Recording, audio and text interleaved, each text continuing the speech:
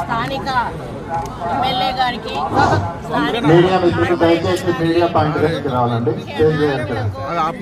స్థానిక ప్రజలకు మరియు ఇతర ప్రముఖులకు మీడియా మిత్రులందరికీ కూడా నా హృదయపూర్వక నమస్కారం.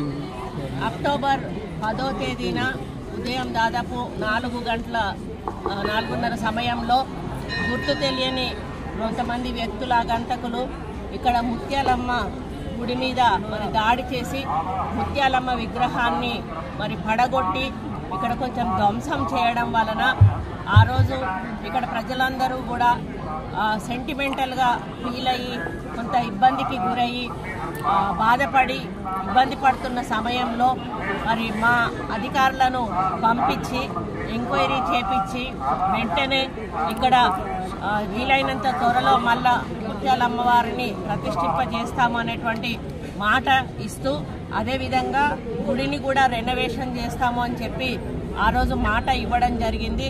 దాని ప్రకారమే ప్రజల యొక్క మనోభావాలు దెబ్బతినకుండా ఉండాలి అని చెప్పి మరి ఇక్కడ ముత్యాలమ్మ విగ్రహాన్ని మరి ఒక మంచి ఆకారంతో దాదాపు 256 కిలోల పంచలోహ విగ్రహాన్ని ఈరోజు తయారు చేసి 2 నెలల లోపల మరి ప్రతిష్ఠించడం జరిగింది.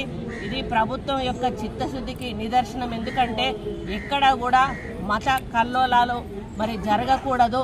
ప్రశాంత వాతావరణంలో ప్రభుత్వం ముందుకు నడవాలి. మరి ఎక్కడైతే ఇటువంటి సంఘటనలు జరుగుతాయో మరి అక్కడ అభివృద్ధికి ఆటంకం కలుగుతుంది. అదేవిధంగా law and order problem create అయ్యేటువంటి అవకాశం ఉంటుంది. కాబట్టి మతం ఎవరిదైనా మతమే, ఎవరి దేవుడైనా వాళ్ళను పూజించుకోవచ్చు, అభ్యంతరం లేదు.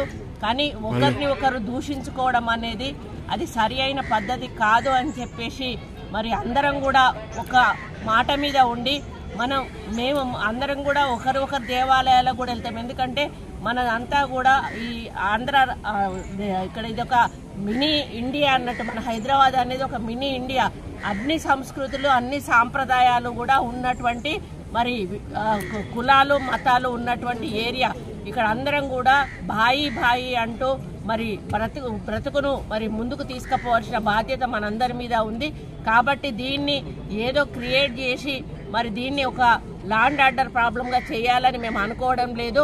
మరి అనుకోకుండా జరిగిన సంఘటనను మేము మరి పెద్దగా మరి ఇబ్బంది పడకుండా, ప్రజలు ఇబ్బంది పడకుండా వెంటనే అమ్మవారిని పునరుద్ధరించాలనే లక్ష్యంతో ముందుకొచ్చాము.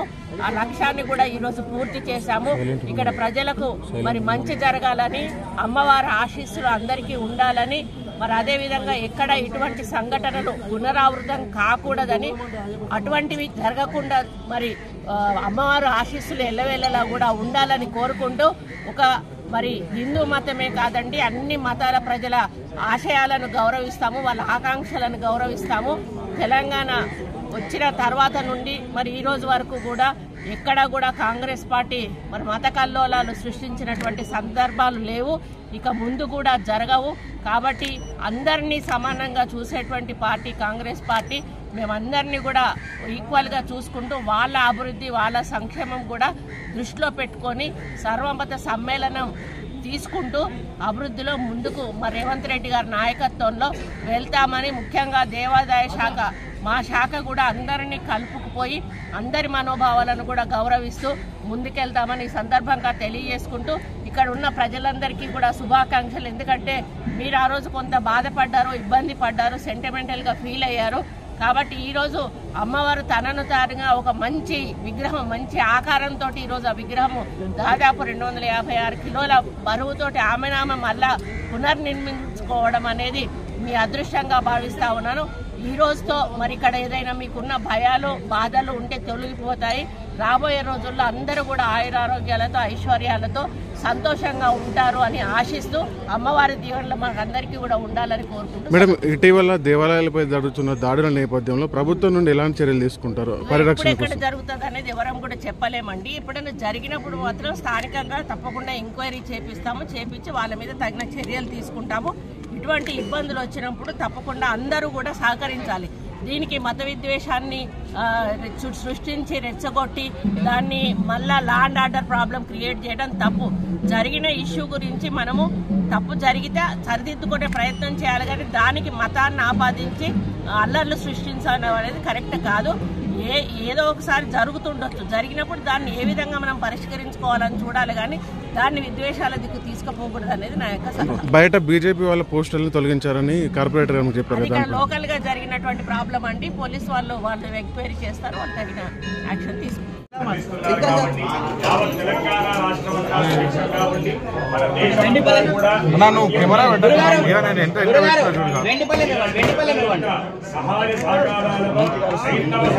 భారతీయ హిందూ ధర్మము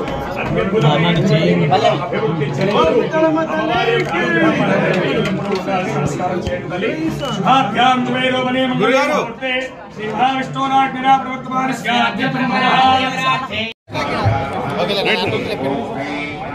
थोड़ा कैम पूरा पीछे ले लो फोन। हाँ ओके, माइक का नहीं दिख रहे। సికింద్రాబాద్ లో ఉన్నటువంటి ముత్యాలమ్మ జరిగిన సంఘటన ఆ రోజు దురదృష్టకరం. ప్రభుత్వం తరఫున స్పందించి స్థానిక శాసనసభ్యుల విజ్ఞప్తి మేరకు దేవాదాయ శాఖ తరఫున దాన్ని పునర్నిర్మాణం చేసి అమ్మవారిని ప్రజలకు ఆశీస్సులు అందించే విధంగా పండితులతో పునఃప్రతిష్ఠ చేసుకుని దేవాదాయ శాఖ మంత్రి గారి ఆధ్వర్యంలో ఈ కార్యక్రమం ఆ ముత్యాలమ్మ వారిని 2 చేతులు జోడించి ఈ ప్రాంతం అంతా కూడా సుఖ సంతోషాలతో అంతా ఎటువంటి ఇబ్బంది లేకుండా ఉండాలని ఈ సందర్భంగా ప్రార్థించినాం. అదేవిధంగా ప్రభుత్వము ఎక్కడ కూడా అది దేవాలయాలు కావచ్చు, ప్రార్థనా మందిరాలు కావచ్చు, వాటి పట్ల రాజకీయం మంచిది కాదు. వాటిని అందరం కలిసి జాగ్రత్తగా కాపాడుకుంటూ ఎవరు ఎటువంటి విద్రోహంగా పాల్పడ్డా అందరూ కలిసి ఎదుర్కోవాలి తప్ప దాంట్లో కూడా రాజకీయం చేసే ప్రయత్నం జరగద్దని కోరుకుంటూ తప్పకుండా ఈ ప్రభుత్వం దేవాలయాలకు సంబంధించి కావచ్చు, ప్రార్థనా మందిరాలకు సంబంధించి ఎక్కడైనా కూడా అటువంటి విశ్వాసాలను కాపాడే విధంగా మా ప్రభుత్వం ముందుకు పోతుంది. అందులో ఎటువంటి అనుమానం పడే అవసరం లేదని